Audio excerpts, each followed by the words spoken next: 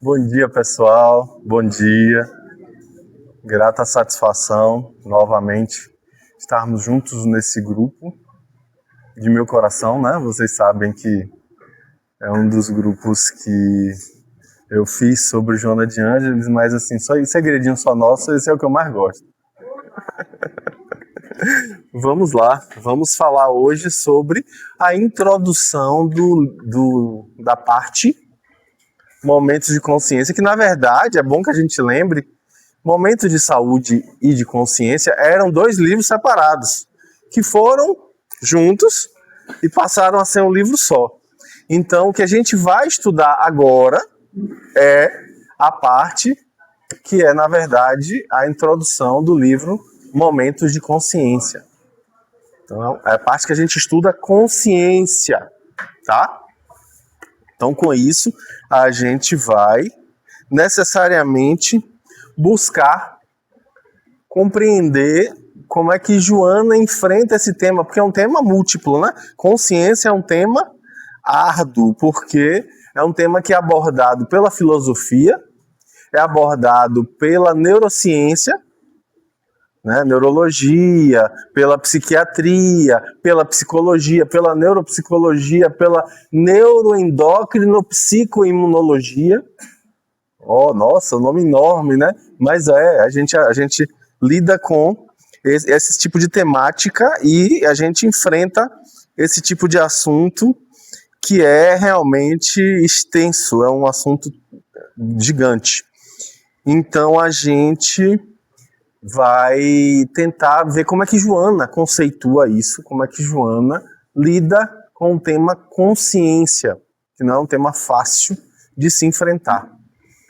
Quando a gente pensa em termos espíritas, como é que a gente poderia abordar isso? Óbvio que a gente faz uma leitura macro e por isso passeia por essas áreas do saber. A palavra consciência é uma palavra que é formada por 2 palavras. Ciência, que no caso é conhecer, né? O conhecimento é a informação que a gente tem e a gente aprende essa informação. E ao mesmo tempo com a palavra com, ou seja, consciência é saber junto. Consciência é ter conhecimento junto ali. Né? Seria isso. Então, com isso, a gente já expande bastante a noção de consciência, que a gente tende a enxergar como sendo algo individualista.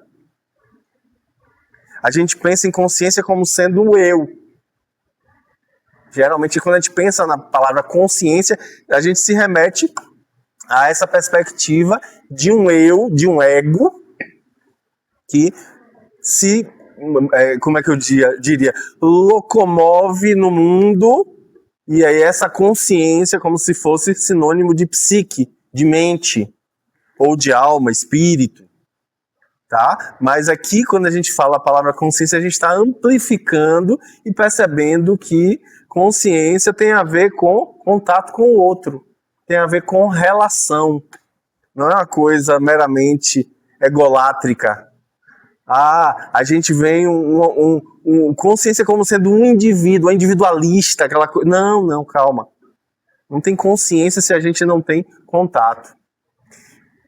Há que se fale que o nascimento da consciência, simbolicamente, metaforicamente, remete justamente ao contato com o conhecimento.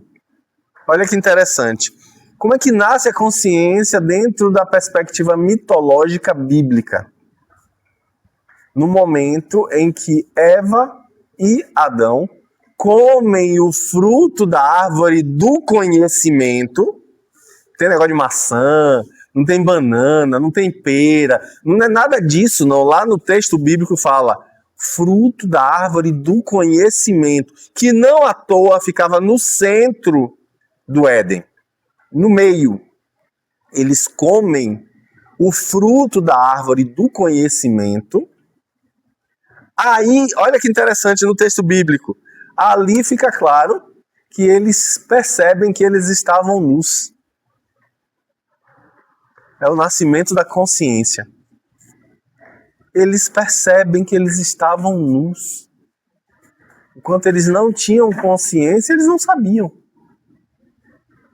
Isso remete, dentro de um olhar espírita, fazendo aí um comparativo da mitologia com a perspectiva espiritual, lá na questão 780 de O Livro dos Espíritos, que fala justamente que a evolução moral decorre da evolução intelectual. Evolução moral e intelectual precisam andar juntas, porque são duas asas. Se a gente bate só de um lado ou bate menos do outro lado, a gente vai capengar, vai ficar rodando, não vai para lugar nenhum. Então a gente precisa evoluir dos dois lados. Só que o pulo do gato está nessa informação que os espíritos dão. A evolução moral decorre da intelectual. Não é à toa que um dos lemas mais fortes da doutrina espírita é o amai-vos e instruí-vos. O convite ao estudo. A gente vê que doutrina espírita o tempo inteiro nos insta a estudarmos. Precisamos estudar. Questão 898 de O Livro dos Espíritos. Eu cito muito essa questão nas palestras, cito muito para alguns pacientes que são espíritas, justamente porque é o estímulo que a gente necessita para manter o estudo ativo. Questão 898, dando um spoiler, a gente vai ver o que ali claramente fica muito nítido que os espíritos explicam para Kardec. A gente podia deixar para estudar só quando desencarnasse, lá no plano espiritual. Eu vou estudar em poucas horas o que eu aprenderia em anos aqui na Terra. Então para que eu vou estudar? Não, deixa. Deixa contar para ver como é que fica. Tem que estudar? Não, que nada. Lá no plano espiritual eu estudo. Aí os espíritos vão dizer, nananina não. Quando você estuda aqui, você se operacionaliza, você se instrumentaliza a fazer o bem, a fazer melhor o bem. E nessa instrumentalização, você está no caminho ascensional, porque os espíritos nos lembram, na resposta dessa questão, que o espírito puro tudo sabe. Além da sintonia. O espírito puro tudo sabe. Ou seja, se você está caminhando para essa perspectiva de pureza, essa perspectiva de iluminação, essa jornada ascensional, comece a estudar. Comece a tomar gosto por saber. Não porque saber é útil, porque saber vai aumentar meu salário, não porque saber vai me ajudar a trabalhar melhor ou a ser admirado pelos outros. Não. Porque saber é bom.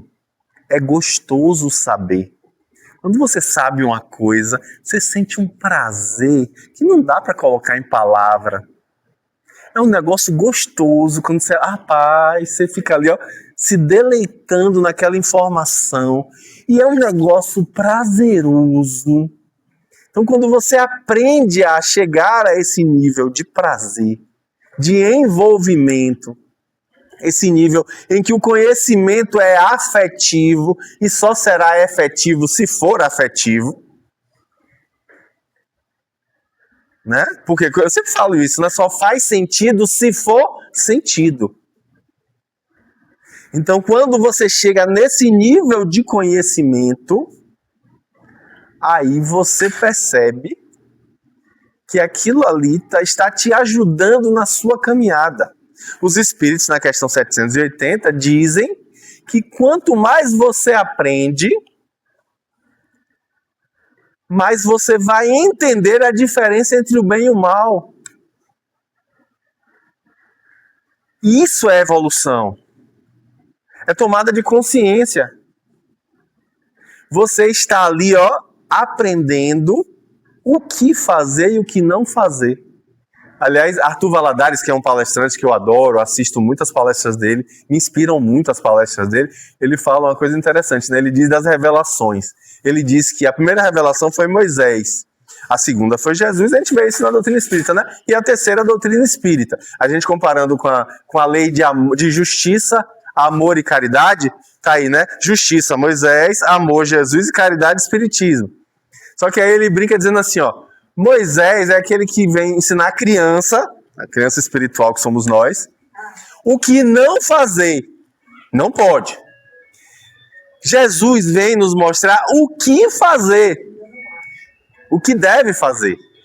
E o Espiritismo vem nos mostrar por que fazer. Olha que interessante essa perspectiva, né? A gente vê quando a gente vai crescendo, a gente aprende assim. Não pode, não pode. Aí você não pode fazer. Aí lá na frente você vai se inspirando pelo exemplo do outro e vai aprender o que fazer, mas você ainda não sabe exatamente por que você tem que fazer isso. E só adiante, na adolescência, que você entende o porquê fazer.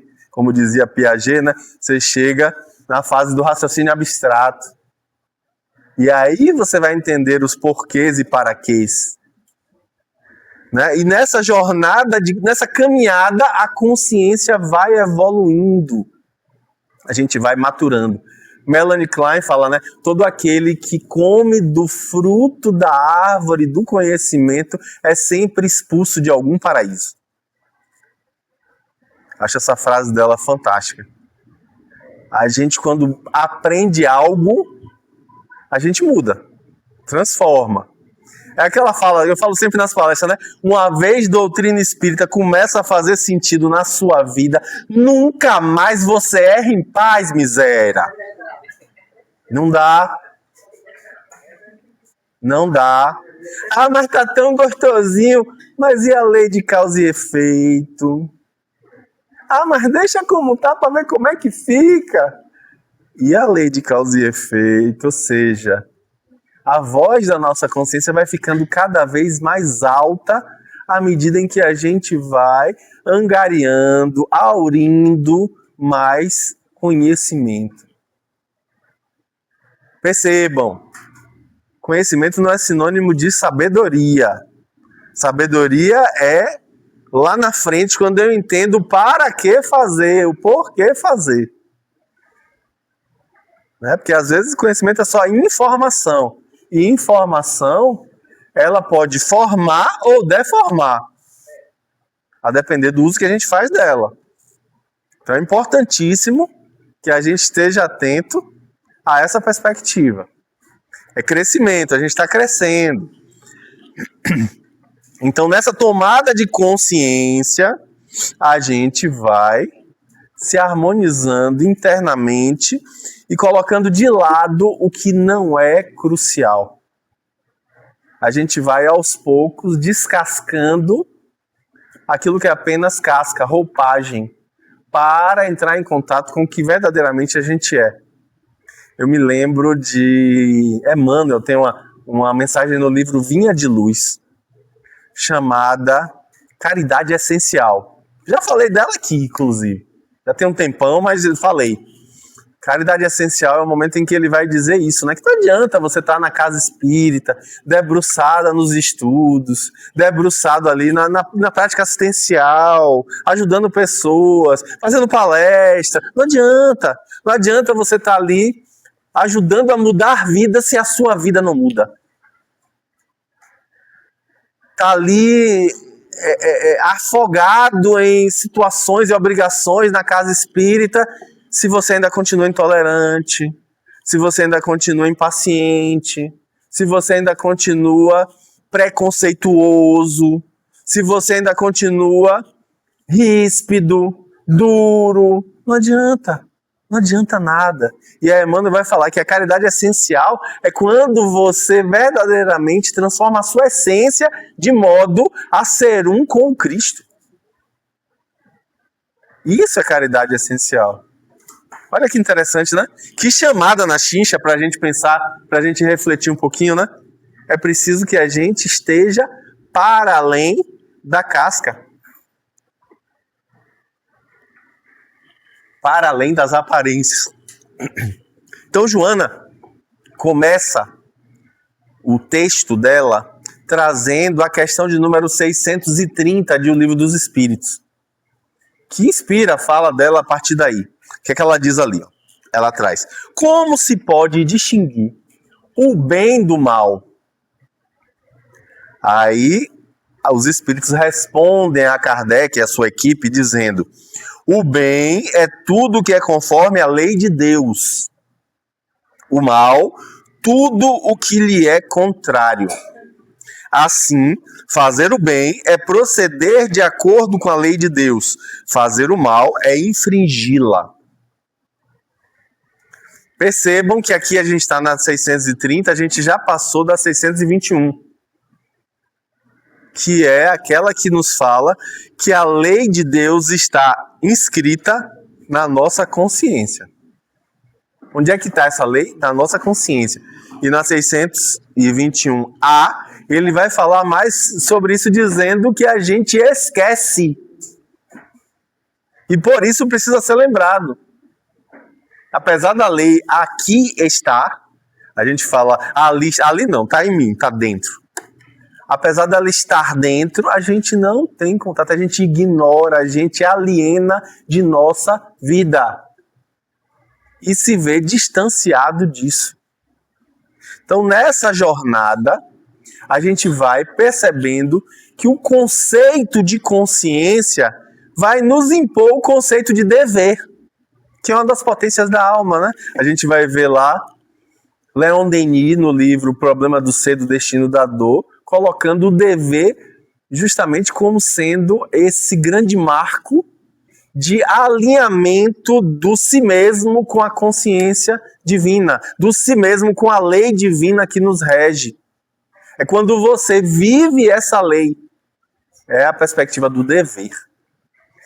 Divaldo Franco contava sempre, quando ia falar sobre dever, do texto de Emílio Mirey Lopes, famoso psicólogo espanhol, teve um trabalho fantástico na história da psicologia, criador de um psicoteste fabuloso, Cris deve conhecer, que é o PMK, que era um teste que eu ficava assim, meu Deus do céu, que coisa incrível.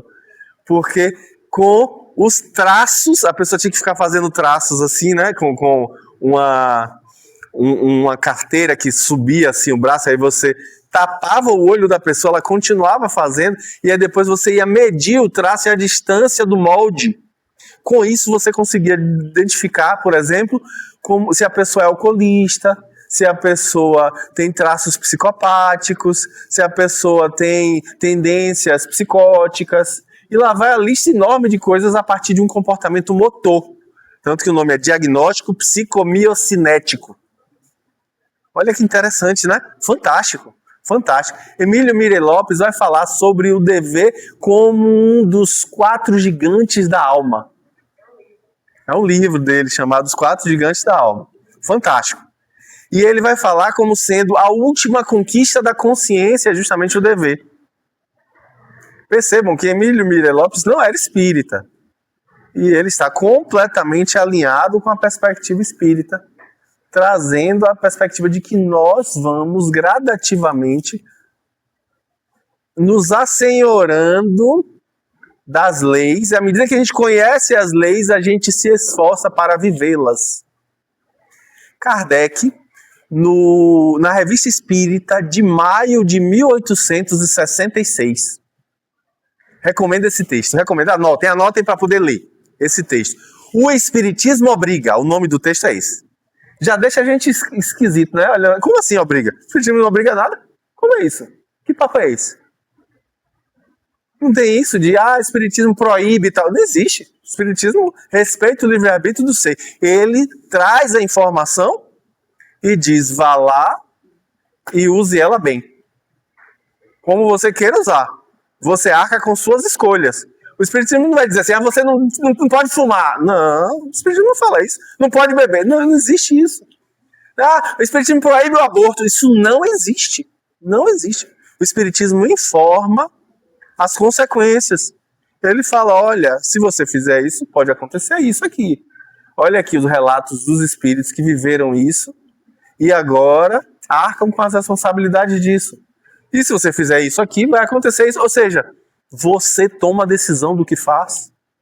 Não existe essa história de que o Espiritismo proíbe coisa alguma, tá? Ele pode dar diretrizes. Você segue se você quiser. Ou melhor dizendo, você segue quando você quiser.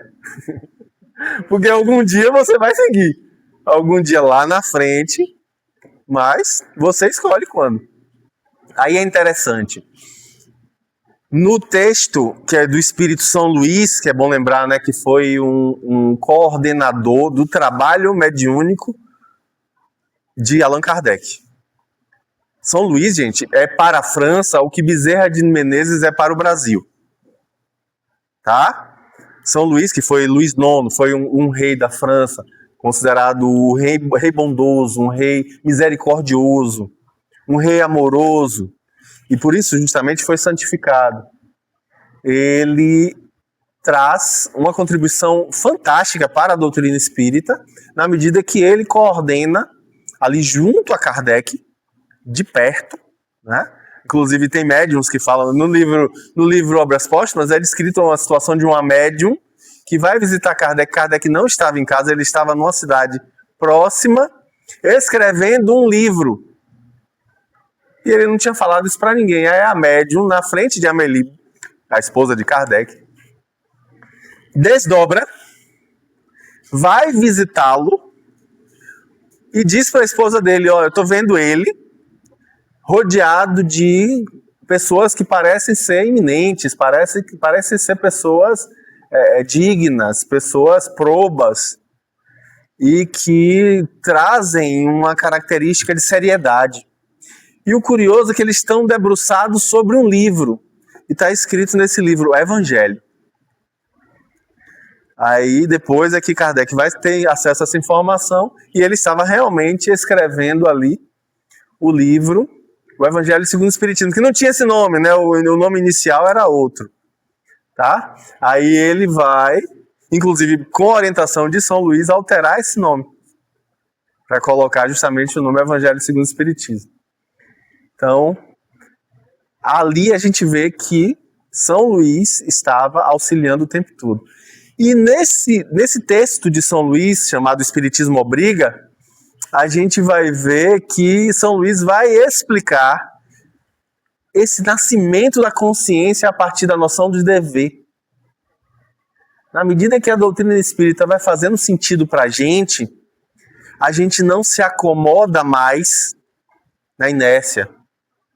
A gente não se acomoda mais no não fazer. Ah, mas eu nunca fiz mal a ninguém. E bem você fez. Você começa a se questionar. E com isso você vai se sentindo cada vez mais impelido a transformar o seu entorno na medida em que você vai se transformando. E é isso que a gente percebe, né? Que é a característica dos espíritos evoluídos. Quanto mais evoluído ser, menos o ambiente influencia o comportamento dele. É o contrário. Mais ele influencia o comportamento do ambiente. Imaginem aqui um pano. Um ponto desse pano sobe, isso quer dizer que todo o entorno sobe junto. E o pano sobe junto. Isso aí é o que justifica a fala de Mohandas Gandhi, o famoso Mahatma, quando dizia que o amor de um aniquila o ódio de milhões. Se você evolui, o planeta evolui. Você está aí querendo transformar o mundo, se esquecendo de lavar os pratos em casa, se esquecendo de respeitar seu pai e sua mãe, se esquecendo de ser amoroso e atencioso com o porteiro, com o gari, com a faxineira. A gente precisa se transformar de dentro para fora para que o nosso entorno se transforme. Você que está aí preocupado com a violência do mundo, transforme a violência do seu coração. Transforme-se internamente, que por inércia, né, tudo que está parado tende a ficar parado, e tudo que está em movimento tende a ficar em movimento. Isso é a lei da inércia, né? A gente pensa em inércia só com estar parado. Não. Tudo que está em movimento tende a ficar em movimento. A lei da inércia também. Então, se você se movimenta, você traz movimentação para o seu entorno também. Então, com isso, você cresce. Diga, Mônica. Se intimida? Não se intimide, não. Diga. Você quer anotar, então? Quer pegar um papel para anotar? Deixa eu dizer uma coisa. O remorso, ele é sempre depois da consciência, né? Primeiro, aquele seu saber, aquilo que você começa a entender, a sua voz íntima da consciência, já tem aquele processinho. Aí, quando você vê que você fez uma besteirada, aí a gente vê o remorso. Né? Tudo bem. Agora, minha casa, inclusive, no Evangelho tem alguma parte que ele fala que quanto mais você sabe, mais é sua responsabilidade. Está diretamente ligada a isso, né? Sua responsabilidade é diretamente proporcional ao seu nível de consciência. Né? A gente sempre é mais responsável se a gente sabe. Às vezes a gente faz umas besteirinhas, mas não está nem sabendo. Nem consciente que está fazendo. Isso aí a gente perdoa, né? E aí cai a ficha. É o momento de cair a ficha, é justamente a consciência, né? Mostrei minha idade, né? Cair a ficha é coisa de velho. Hoje em dia não tem mais ficha, não tem mais isso, né? Mas não tem nem mais telefone de orelhão, não existe mais, né? Não existe nem mais fliperama do mesmo jeito que era. Agora é no cartãozinho, né? Então não tem mais ficha, não existe mais ficha. Mas a gente cair essa ficha, gente, é fantástico, é fabuloso. É o que a gente fala, né? Do momento de tomada de consciência, lá do filho pródigo. O filho pródigo vai, gasta a fortuna do pai, aí vai vivenciar a miséria. No momento que ele vai vivenciar a miséria, cai a ficha. Lucas, quando fala isso, que só está em Lucas essa parábola, ele vai dizer justamente, ele usa a seguinte expressão: e então ele caiu em si. Eita queda que dói, viu? Que rala a alma, né? Quando dói, Ave Maria, Deus me livre, dói mesmo. Dói de com força, como diz meu amigo Naum Castro. Dói de com força. Por quê?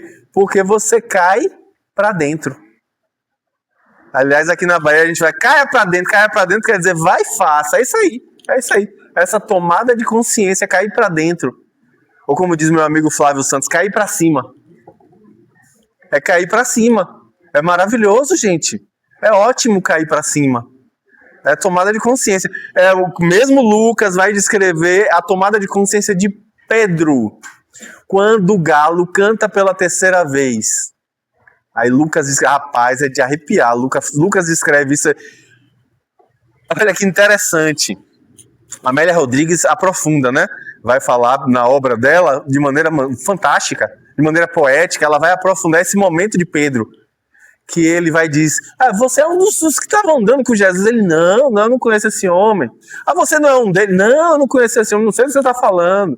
Ou seja, ele vai, aí no momento que ele fala a terceira vez, não conheço não. O galo canta. Que o galo canta, ele lembra que Jesus disse, o galo irá cantar 3 vezes, você irá me negar 3 vezes antes que o galo cante. Na hora que o galo canta, imagine o cair em si, você tomou aquele tombo. E aí ele vira o olhar para Jesus, que está preso no átrio da casa de Caifás. Quando ele olha, Jesus está olhando para ele. Imagine o olhar de Jesus para você nesse momento. E Jesus não tem um olhar de reprovação. É um olhar amoroso de compreensão. Mas ainda assim, imagine o impacto disso. Eu estou todo arrepiado aqui. Imagine Jesus te olhando depois de você ter negado ele 3 vezes. Imagine o peso na vida daquele que é o apóstolo mais velho de todos, que recebe de Jesus a responsabilidade de conduzir o colégio apostólico e de seguir adiante a mensagem de Jesus, levando adiante. Ele dizia o tempo inteiro que ele era o apóstolo que mais amava Jesus. O que mais amava. E, no entanto, ele negou Jesus por medo, covardia. pusilanimidade, foi covarde. Naquele momento que ele olha e aqueles olhares se cruzam, Pedro verte um pranto copioso e gelado pelo rosto. As lágrimas vertem e ele sai correndo dali envergonhado. Imagine o tamanho dessa dor. Imagine a angústia desse velho, que já era um velho para a época. Alguns historiadores falam que ele tinha cerca de 50 anos. É bom lembrar que na época de Jesus a expectativa de vida era de 30 anos. Depois de 30 já era velho. É bom lembrar, né? As pessoas morriam de diarreia. Alexandre Magno morreu supostamente por volta de 30, alguns dizem 27, outros dizem 33. Ele morreu de diarreia, conquistou o mundo e diarreia matou ele. Coisa que hoje é, né, uma bobagem. Qualquer enterogermina, qualquer repoflor, qualquer floratil resolveria. Né? Pois bem, na época não tinha nada disso, então eles morreram de diarreia. Então, Jesus olha para aquele homem provecto e ele sai dali correndo em prantos, angustiado, com vergonha. O que não passou por aquela cabeça? Diga, Rita. Essa negação de nós temos instinto de sobrevivência. É exatamente isso. Impulsivamente ele fez isso. E aí Jesus veio e mostrou para ele que não tinha do que temer, né? Porque a morte não existe. Mas aí, quando Jesus, ressurrecto, aparece aos seus, em uma sala fechada, que Tomé vem correndo para pegar na mão de Jesus para ver se é verdade mesmo. Aquele momento ali, Pedro vem e diz, Senhor. E aí Jesus diz, Pedro, tu me amas? Eu amo, Senhor. Apacenta minhas ovelhas. Pedro, tu me amas? O Senhor não escutou, Senhor? Eu disse, eu amo. Apacenta minhas ovelhas. Pedro, tu me amas? Aí Pedro já caiu no chão aos prantos. Mas Senhor, o Senhor sabe que de todos aqui quem mais te ama sou eu. E as lágrimas. E aí Jesus continua, apacenta minhas ovelhas. Se ele negou 3 vezes, Jesus deu a oportunidade dele de ritualisticamente entrar em contato com isso e resolver na própria consciência por 3 vezes afirmando. E para além disso, compreendendo a mensagem de Jesus, nós devemos hoje a Pedro sermos cristãos. A Pedro e a Paulo são os dois que trazem a maior divulgação à doutrina do Cristo, justamente porque deram a própria vida. Pedro que, no fim da vida, preso por Nero, foi condenado à morte, implorou ao imperador que não fosse morto do mesmo modo que Jesus foi, porque ele era um homem impuro e não poderia jamais se comparar ao seu mestre. E aí Nero faz o quê? Manda crucificar ele de cabeça para baixo. E imagine, ele morre com cerca de 80 anos, de cabeça para baixo numa cruz. E deu a vida até o último momento. E é um testemunho, é um exemplo a ser seguido, porque ali se operou uma transformação ímpar. Uma transformação incrível. Aquele homem irascível, aquele homem iracundo, aquele homem impulsivo que era, que não aguentava uma palavra na boca, ele cuspia, não tinha filtro, falava o que vinha, falou muita besteira no início. Aquele homem se transforma de uma maneira. Paulo e Estevão, que dá nome a esta casa maravilhosa, que sempre me acolheu com muito amor, é uma obra que toca profundamente a minha vida, em especial em um momento que foi crucial. Como diz o próprio Emmanuel, foi a esquina de pedra da história do cristianismo. Numa briga dentro da Casa do Caminho, os discípulos de Jesus discordavam com relação a temáticas dos cristãos primitivos, e em especial a necessidade de circuncisão, porque para um judeu, para você ser considerado judeu, você precisa ser circuncidado, que consiste em quê? É retirado o prepúcio, aquela pele que cobre o pênis. E aí, se você não tem o prepúcio retirado, você não é judeu. E aí, os cristãos primitivos, como eram judeus, queriam manter essa tradição. Ao que vem Paulo, em defesa dos não cristãos, dizer que isso não é necessário, porque isso é uma obra da lei. Isso é apenas ritualística vazia. Não adianta cortar uma pele do corpo se você não se transforma moralmente.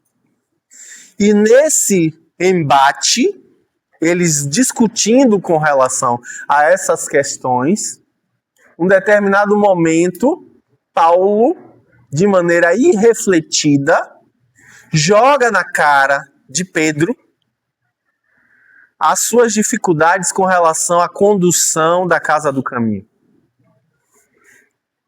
Emmanuel diz que se Pedro naquele instante não cala e dá razão a Paulo, com muita humildade, vencendo a si mesmo, se naquele momento Pedro respondesse, a gente não teria o cristianismo como hoje temos.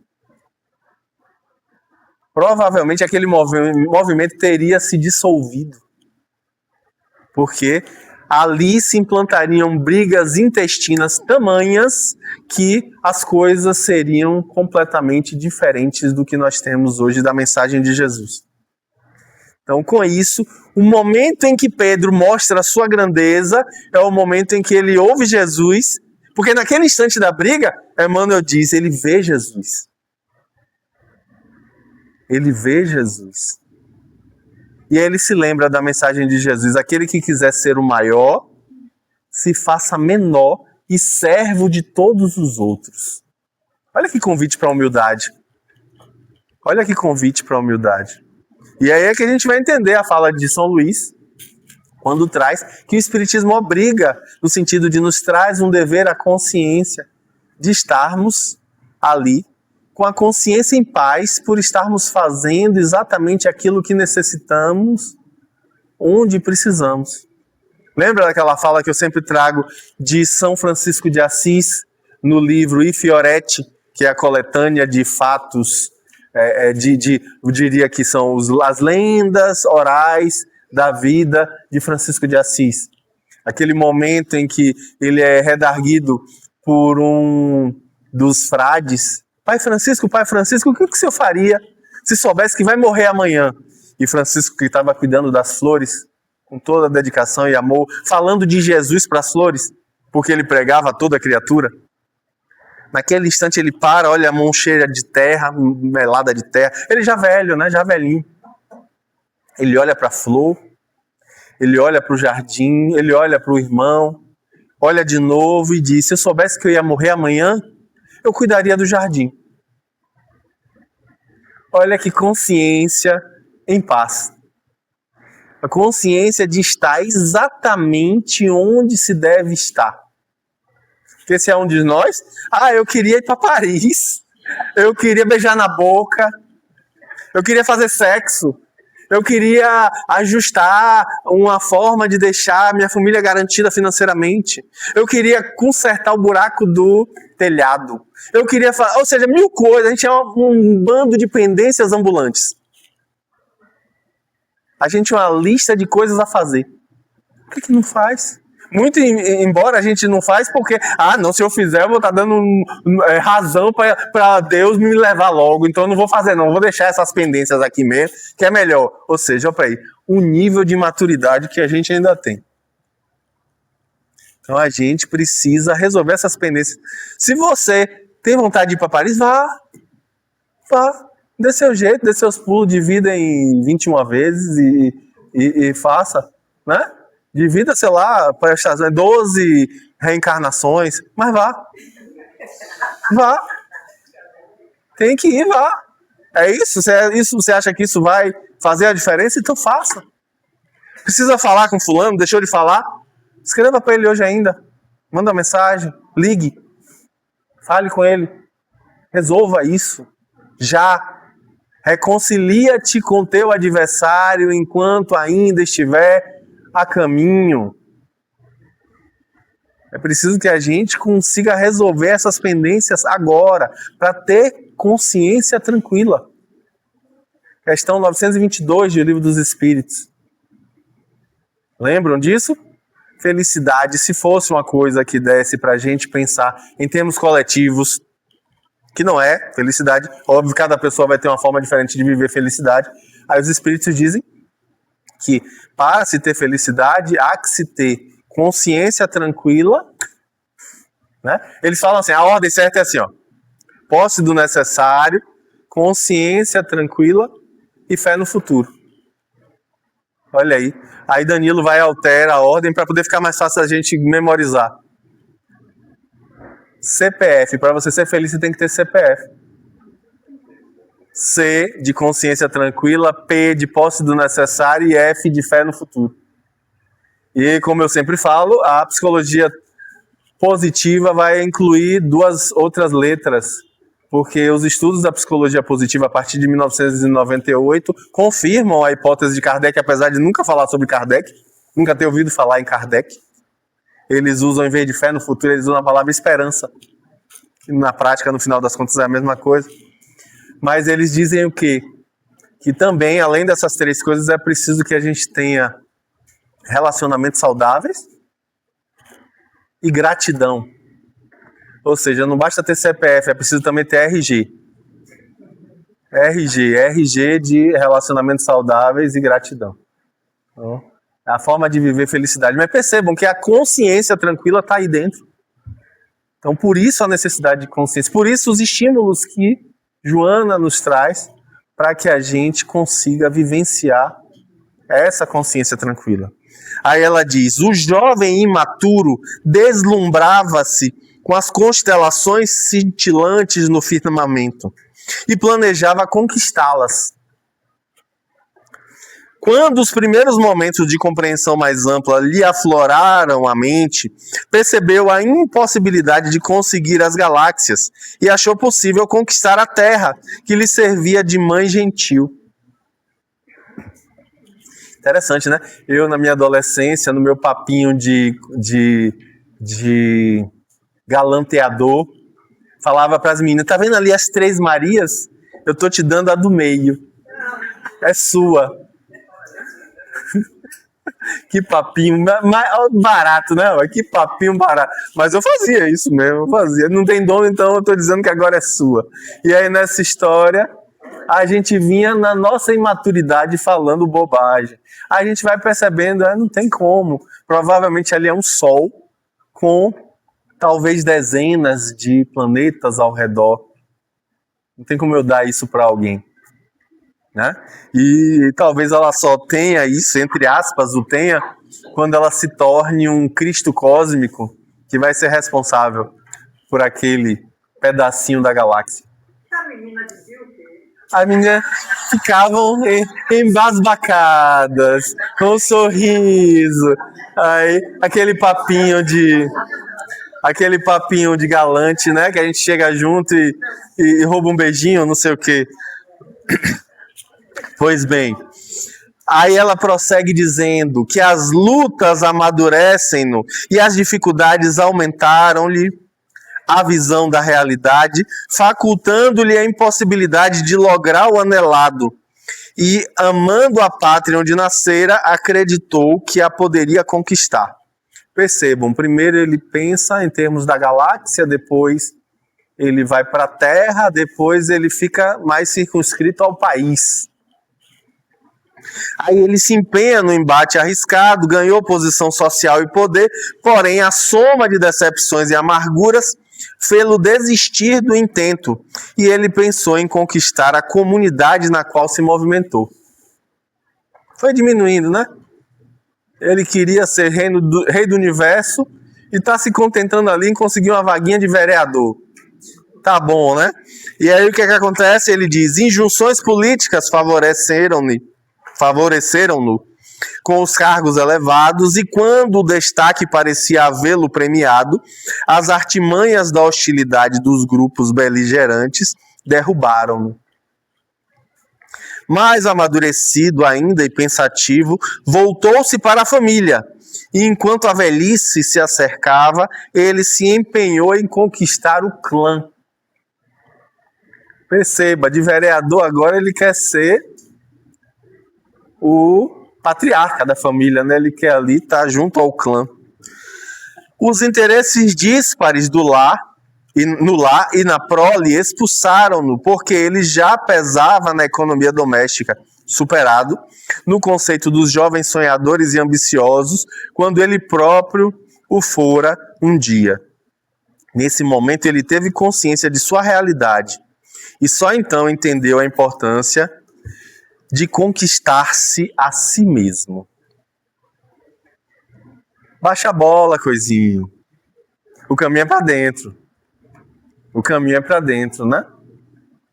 A gente vai gradativamente tomando consciência que a gente quer conquistar o mundo, quando na verdade o caminho é para dentro. Foi lema de uma Congeb. A primeira Congeb que eu fui, Congeb é Confraternização de Juventudes Espíritas da Bahia. Eu fui na Congeb, Marco também foi, Congeb de Cruz das Almas, lá em 1996. Tava lá, bebendo suco de manga? Não? Sério? Por quê? Não foi, não? Congeb de Cruz das Almas, 96, só tinha suco de manga, meu Deus do céu. Imagine aí, você juntar 2.000 jovens num campus universitário, daí eles só suco de manga. O banheiro ficava aquelas filas, né? Terrível. Pois é. Mas aí o lema da Congeb, estava na camisa da Congeb, era revolucionar-se para revolucionar o mundo. Não adianta você querer revolucionar o mundo e não arrumar cama, não cuidar da sua subsistência. Não adianta você querer ser o revolucionário e ser sustentado pelos pais. Não adianta. Então, absolutamente imprescindível que a gente trabalhe internamente. Como eu falei, se você evolui, o seu entorno evolui. Se você muda, o seu entorno muda. As coisas da sua vida vão mudar. Então a transformação é essa. Aquela história que eu sempre conto do rapaz que vai buscar por autoconhecimento, aí procura um guru, o guru diz para ele, eu vou viajar amanhã, vou passar talvez anos nessa viagem. Você quer empreender essa viagem comigo? Vamos, eu quero, porque eu quero amadurecer, eu quero me tornar uma pessoa melhor, e com isso eu vou beber da fonte do Senhor, que é uma grande sapiência. E lá vão eles no dia acordado, com pouquíssima bagagem, caminhar pelas montanhas escarpadas da antiga China. Aí depois de subir, descer, subir, descer, subir, descer, subir, descer, subir, descer, subir.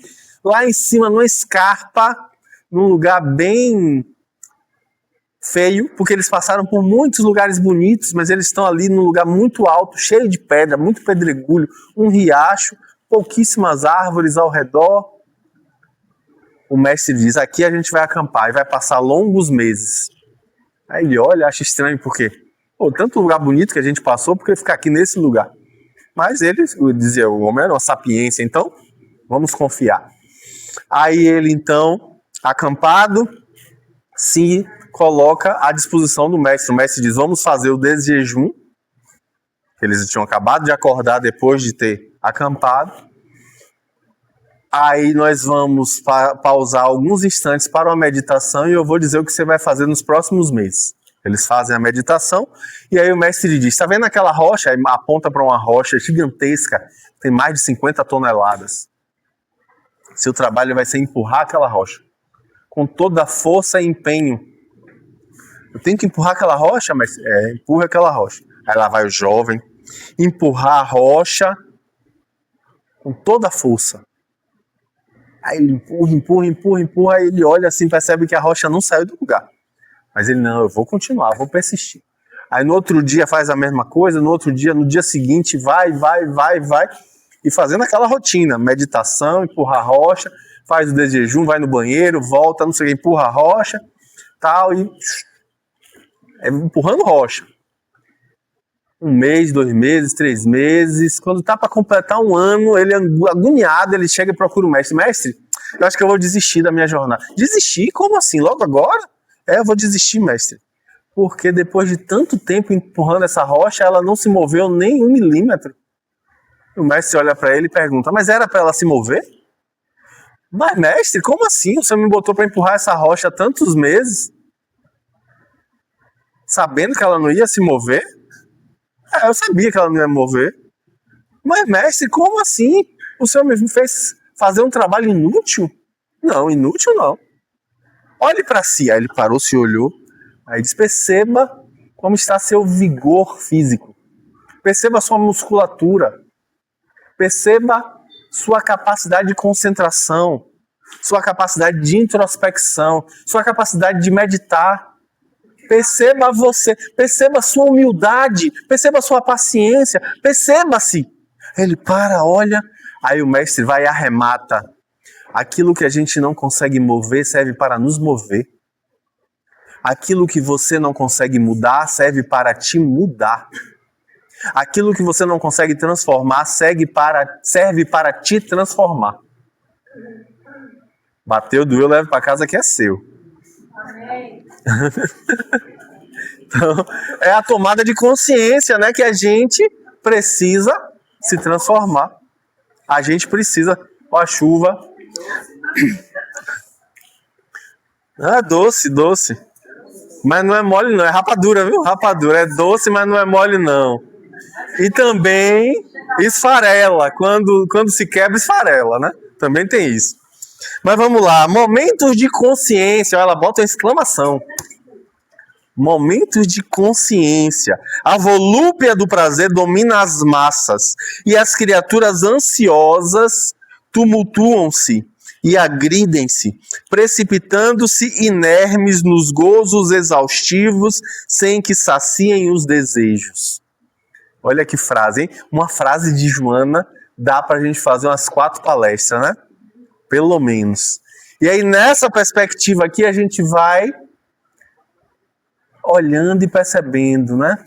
Às vezes quando a gente se entrega a essa saciedade, esses gozos exaustivos, é como se a gente estivesse tentando matar a sede bebendo água do mar. Além de não matar a sede, além de piorar, faz mal. Vai desenvolver um problema maior lá na frente, né? Então, é algo pra gente pensar, né? Quando eu falei essa semana, não, esse mês aí, falei aqui na casa sobre sexualidade. E aí citei, né, justamente a história do imperador Calígula e sua esposa Messalina, que eles têm justamente esse histórico, né, de se entregarem aos gozos exaustivos. Aí, em determinado momento, eles combinam. Vamos fazer o seguinte, uma noite para nós dois. Escolha quem você quiser, eu escolho quem eu quiser e a quantidade que a gente quiser para passar uma noite de prazer. Aí no outro dia de manhã a gente se fala para ver como é que a gente está se sentindo, se a gente conseguiu exaurir esse desejo, essa libido. Ele não usou esse termo, mas a gente está usando aqui. E aí nisso eles vão e passam aquela noite de volúpia. Aí na manhã seguinte ele chega no quarto onde ela estava deitada e aí ele pergunta, satisfeita? Ela diz, satisfeita não, cansada. Cansada. Olha aí, hein? Isso é uma grande metáfora. Isso é uma grande metáfora para a gente. Eu lembro de Graciliano Ramos que diz isso, né? Que o animal, quando satisfeito, dorme. Mas aí, no caso, ele está falando, na verdade, do nosso lado animal, do nosso lado corporal, né? Mas aí, no caso, a gente vai ver que não é exatamente satisfeito, é cansado, é exaurido. exausto. E aí ela prossegue dizendo: a onda de vulgaridade se avoluma e ameaça levar de roldão as construções enobrecedoras da sociedade. A gente vê isso, os convites que o mundo nos traz o tempo inteiro, da porta larga, das facilidades, convites os mais variados, para deslizes, facilidade para isso. Ah, meu Deus do céu, descer ladeira é fácil, né? A descer ladeira, basta sentar e empurrar. Que vai. A gente desce, vai escorregando, sai se ralando, mas desce. Mas para subir, que são elas, é que a gente precisa de esforço. Como diz aquela música de se aveste não, que amanhã pode acontecer tudo, inclusive nada. Você lembra dessa música? Ela tem um momento que ele fala justamente que a gente vai subir na ladeira e que para subir a gente tem que suar. A gente tem que suar. Pode ser ali a filha da lavadeira, ou a princesa, ou a rainha, ou o que for, a gente vai ter que suar para subir a ladeira. Tem que ter esforço. Então a evolução exige esforço. Não é à toa que Kardec coloca que o verdadeiro espírito é reconhecido pelo seu esforço, pela sua transformação moral, pelo seu esforço para domar suas más inclinações. É esforço, a gente precisa desse esforço. E é importante a gente saber, que esforço é uma característica necessária, mas em determinado momento, isso dá um consolo, isso dá um conforto na alma. Em determinado momento, o esforço é desnecessário, porque a gente aprendeu. Existem degraus. A programação neurolinguística fala dos degraus do aprendizado, né? Eles dizem o quê? Quando você é inconscientemente incompetente é o degrau inicial. Você não sabe o quanto você não sabe. Eu não faço ideia do quanto eu não sei sobre ogiva nuclear, sobre parto de pulga. Faço a menor ideia. Não sei, realmente não sei, ignoro. O nascimento das medusas. Não sei, gente, não sei para onde vai. Não sei. Não sei como é que faz creme brulee. Não sei, não faço ideia. Como é que salga caviar. Nunca vi nem comida, só ouço falar. A gente não sabe, não sei, realmente não sei o quanto eu não sei sobre isso. Aí a gente aprende um pouquinho, a gente chega na fase socrática. A gente se torna conscientemente incompetente. Eu sei que eu não sei. Eu sei que eu sou ignorante. Eu tomo consciência da minha ignorância. É a fase socrática. É a humildade, de reconhecer, rapaz, eu sou uma anta nesse assunto. A gente precisa ter humildade para reconhecer isso. Não sei sobre isso.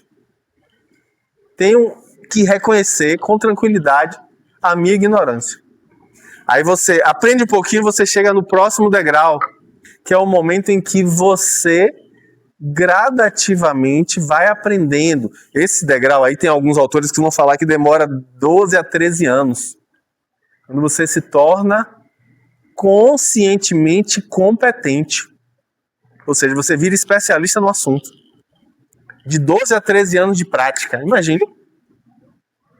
Alguns falam menos, 9 a 10, mas geralmente a maior parte dos autores falam de 12 a 13 anos fazendo aquilo ali, trabalhando com aquilo ali, você se torna um especialista. Ou seja, você sabe que sabe. Conscientemente competente. Mas esse não é o último degrau do aprendizado. O último degrau é o que vem acima. É o quarto degrau. Que é quando você se torna inconscientemente competente. Você não sabe o quanto sabe. Esse é o degrau máximo. Você não tem noção do quanto você sabe. É o momento em que você consegue improvisar, por exemplo. Jamila, a dança, quando você começa a dançar, iniciando, você pisa no pé, você faz bobagem, você gira na hora que não era para girar, você tá ali, aprendendo a dirigir. Você olha para a marcha para poder ver se pode ou não pode, você aperta a embreagem, se bem que hoje em dia não tem mais embreagem, a gente vai só né? É mais fácil de dirigir. Mas antes, ó, meu Deus do céu, era um negócio, agonia, né? De ficar olhando. Aí agora que aperta, aí o carro morre, não sei o quê. Aí você fica ali tentando focar, ou seja, se esforçando, olha o esforço aí, para estar consciente daquilo. Então, nessa caminhada, quando você aprende, você simplesmente ignora. Quando você vê, você já fez. Vê o motoqueiro, não sei o que, tem que desviar, não sei o que, diminui a marcha. Ou seja, você fez e vai rapidinho, aprende. Vai dançar daquele passo, não sei o que, papapá, volta. Ah, ficou legal, né? A gente fez de maneira automática. Diga, Jamila.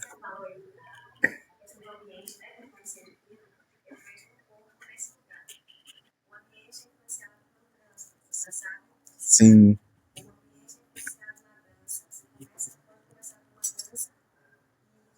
A pessoa pede para você continuar. Então, você acabou a coreografia. Sim. Você conhece o ambiente, você está de acordo com o que você faz. Então, essa questão do ambiente é um tema e é importante para a nossa realidade. E à medida que você vai tomando consciência dos vetores que aquele ambiente traz, melhor você faz. Então, essa tomada de consciência exige inicialmente um esforço, para lá na frente não ter esforço algum. Percebam, né, que um determinado momento, esforço é um elogio, você é esforçado, que bom. Em outro momento, esforço é um xingamento. Ela é esforçada. Nossa Senhora, né? Ser esforçado é ruim nesse caso, né? A gente precisa chegar nesse nível, em que ser esforçado passe a ser um xingamento. Porque quer dizer que a gente não é espontâneo, não é natural. É esforçado. Muita gente chega num determinado momento que acha que sabe tanto que fica insuportável. Aí é outra questão. Aí não é uma questão cognitiva, é uma questão moral. Aí o saber não vem acompanhado com humildade. Aí é uma crença do ego. Ou seja, essa pessoa ainda não sabe tanto assim, né? Ainda precisa aprender. Então, a gente gradativamente vai tomando consciência disso, vai amadurecendo, e não é fácil. Não é fácil. Não é fácil mesmo, porque a gente é vítima do próprio ego, a gente fica se achando o máximo. Gente, a gente veste uma roupa melhorzinha, anda diferente na rua. Percebam? Por causa da roupa. Por causa da roupa. Imagine aí, se a gente é influenciado pela roupa que veste, imagine o elogio do outro. Olha aí, como eu postei anteontem, foi ontem, não sei, é uma frase que é algo mais ou menos assim: se você ainda se deixa inflar por elogios, ou se deixa derrubar por críticas, você é um escravo da boca do outro. A palavra, as frases não é exatamente essa não, mas a ideia é essa. Você é escravo da boca do outro. Olha como é importante a gente ter autoconsciência, dizer assim, ó, o outro me elogiou, ótimo, massa, maravilha, mas eu sei que eu não dei o meu melhor, vou tentar melhorar ainda mais. Ou então, não, realmente eu dei o meu melhor e que bom que a pessoa reconheceu. Tranquilo, estou em paz com isso. Realmente é verdade, ela me elogiou, eu acho que isso vale. Eu não vou ficar numa falsa modéstia, não, que nada, não é nada disso. Não, é reconhecer mesmo, obrigado pelo elogio. A questão é não achar que a gente é o bambambam, ou que... Não, calma, a gente ainda tem que melhorar mais ainda. É a noção de que somos aprendizes. Essa noção que a doutrina espírita nos traz faz toda a diferença. Mesmo que naquele momento ali eu saiba mais que os outros, eu ainda assim continuo sendo aprendiz. E tenho que aprender mais. É preciso ter essa humildade. Se eu não tenho essa humildade, eu estou apenas iludido. Numa ilusão ali que o conhecimento me faz melhor que alguém. Quando na verdade a gente precisa lembrar que o conhecimento me faz mais responsável. É o que José... Já te mando a palavra, viu, Rita? Rapidinho. O que é que acontece? José Raul Teixeira, ele diz assim, ó, muito espírita acha que é especial por ser espírita. Ah, nessa encarnação eu sou espírita, eu tenho um conhecimento melhor do que os outros sobre a realidade espiritual, etc. Você acha o máximo, porque tem conhecimento espírita. E Raul Teixeira vai dizer que é para baixar a bolinha, por quê? Porque, na verdade, provavelmente você não deu certo nas outras expressões religiosas anteriores e está vindo nessa com conhecimento espírita para ver se pega no tranco. Para ver se assim vai, se com a fé raciocinada funciona. Porque não funcionou, isso não é mérito nenhum, é acréscimo de responsabilidade. Receba aí na caixa do catarro. Não é fácil, gente. A gente precisa ter consciência. Diga, Rita.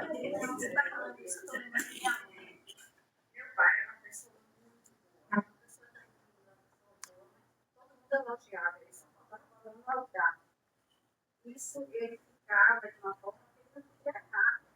Era uma cobrança dele mesmo, né? Então, eu assim, que a gente foi entrar em depressão do pai, porque ele trabalhava num bar. Ele tinha um barzinho.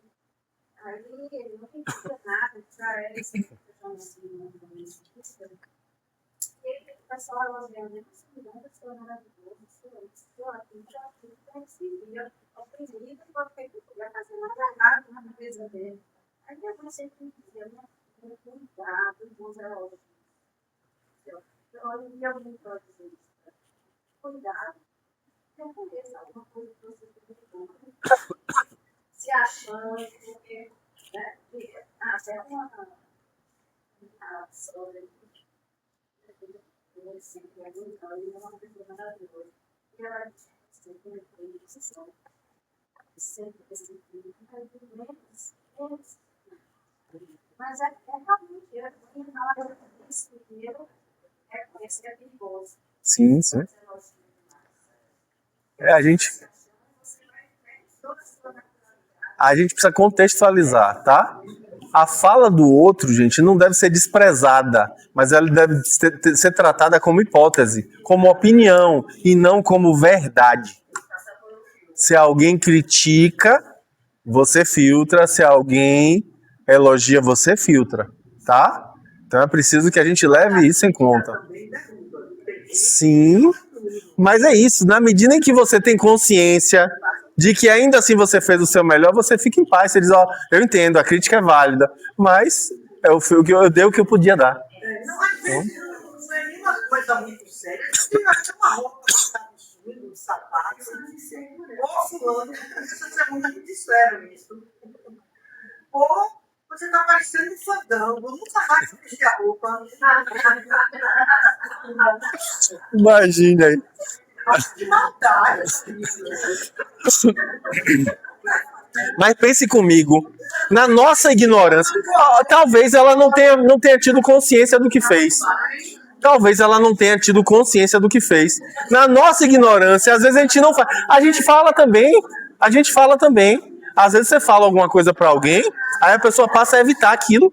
Tipo assim, uma pessoa que não gosta de receber elogios em público. Você diz, pô, você tá bonito hoje. Aí a pessoa já não vai mais bonito na semana que vem pra poder não receber o seu elogio, que ela não gosta dessa exposição. Tem gente que faz. Você não sabia que ela não gostava, você elogiou achando que estava fazendo a melhor coisa do mundo. Então, não, eu sei, eu tô trazendo um exemplo. É só um exemplo. Entende? Então, às vezes acontece que a gente faz e a pessoa acolhe de outra maneira. Entende? Então, à medida em que a gente vai tomando consciência e aprendendo a se colocar no lugar do outro, as coisas vão fazendo uma diferença enorme. Diga daí.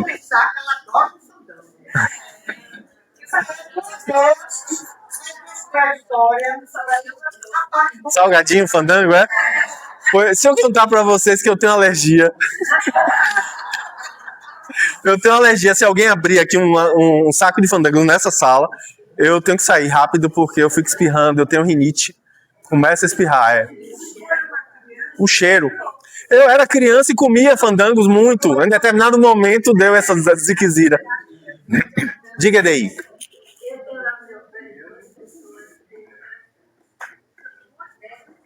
Mas ela biologia tanto a estabilidade. Mas ela biologia tanto que eu às vezes incomodava, comecei a pensar, como que as pessoas imaginam. Elas escrevem aquilo, eu comecei a ver o que eu cantou. Aí comecei a entender, quando ela falava com a Brasil, eu não posso, naturalmente eu elas gostam de cultura por aí. Aí eu comecei a conversar com ela, que tá aí, porque eu precisava de Deus, ser espírita, e ela gostava por isso, para ter um retorno. A outra pessoa que é espírita, Sim. é espírita. Então ela também quer poder elogiar. Né? Então, eu avançava diferente. Aí ontem, quando eu ia chegando, quando eu chegando do centro de aí, você sabe que você foi para onde desse jeito? Vou fazer exame de fezes. Eu fiquei silencioso, toda de preto. Eu trabalho comigo. Sim.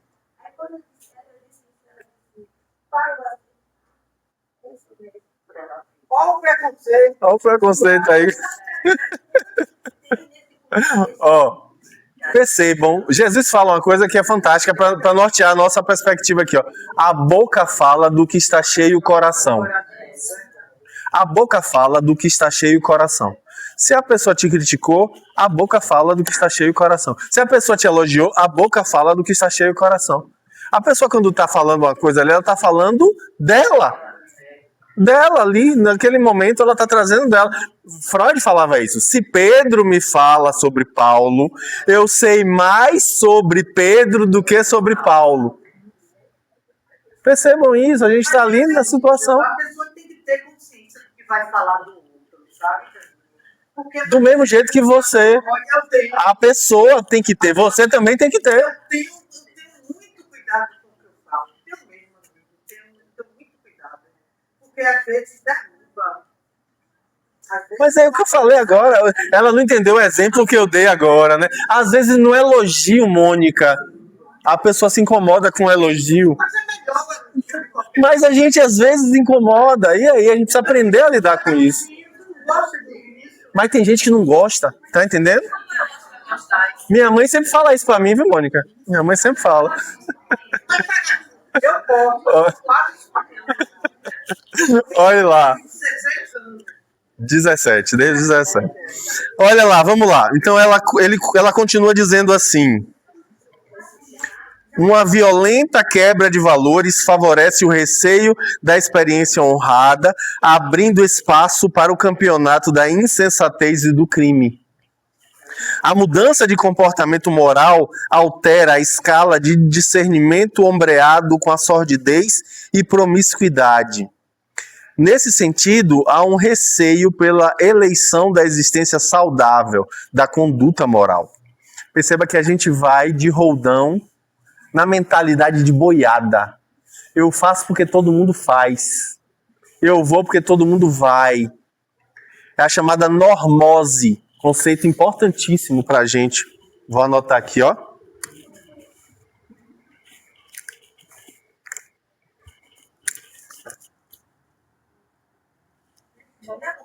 Então, os dois estão ruins.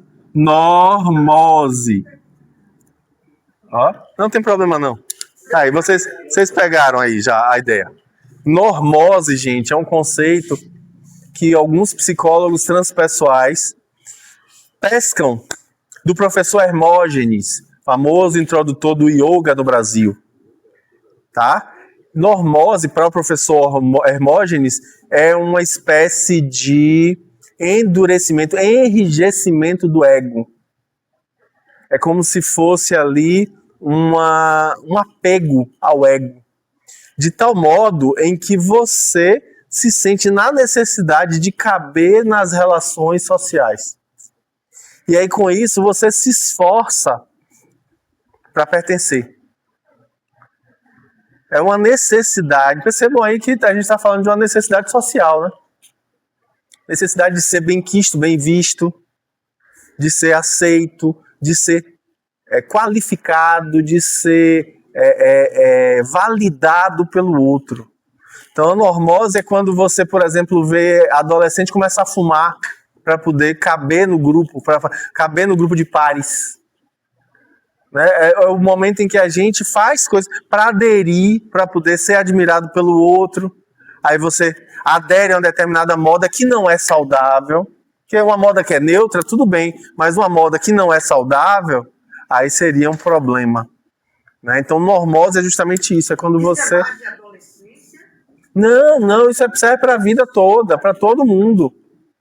Normótico é que para eles, para os psicólogos transpessoais que falam sobre Roberto Crema, Pierre Weil, Jean-Yves Leloup, são 3 autores, inclusive, que falam sobre esse conceito, né? Eu já falo tanto aqui de Jean-Yves Leloup, eu sou o papagaio de pirata dele, né?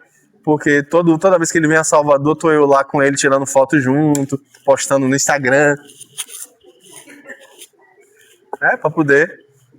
Por quê? Porque eu admiro muito, na minha opinião, é uma das pessoas vivas mais inteligentes que eu já ouvi falar. Fora ele, só Ken Wilber, que é um sonho eu conhecer. Não conheci ainda pessoalmente, não. Mas conheci pessoalmente Pierre Weil, que também era um crânio. Conheci pessoalmente Jean-Yves, Roberto Crema. Então são autores da psicologia transpessoal que eu admiro muito. E eles falam sobre normose, trazendo isso como sendo um comportamento que a gente sente a necessidade de ser adequado.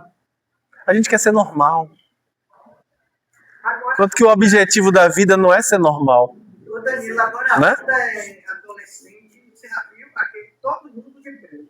Aqueles grupos que você vê em shopping, né? Estão tudo de preto. Até no armário, tem uma roupa colorida. Então, na minha adolescência foi assim também, viu, Mônica?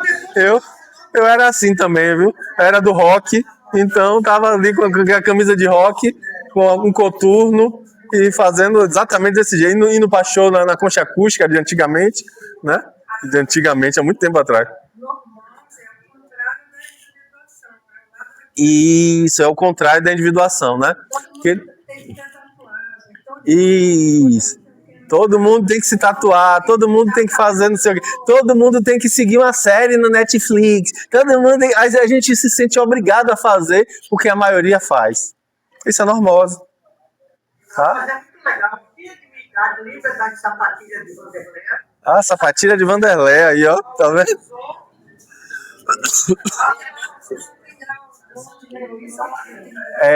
Aí não é normose. Quando é bom, não é normose. Normose gera comportamentos disfuncionais. Tá bom, gente? É importante isso. Eles dizem o quê? Que a normose é para diferenciar da neurose, da psicose e da perversão. Tá?